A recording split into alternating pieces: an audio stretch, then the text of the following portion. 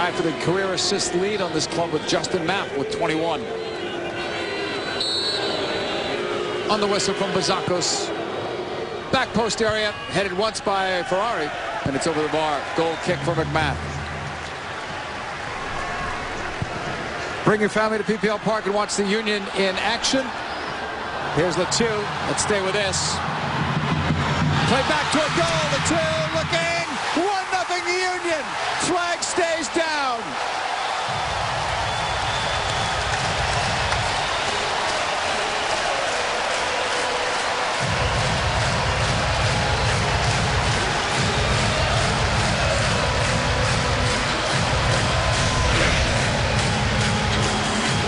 Zach McMath does a great job of recognizing that Le Toux is trying to beat the Montreal defenders who are right around midfield.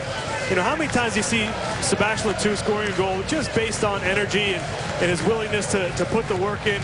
Great recognition by Zach McMath. An unbelievable ball.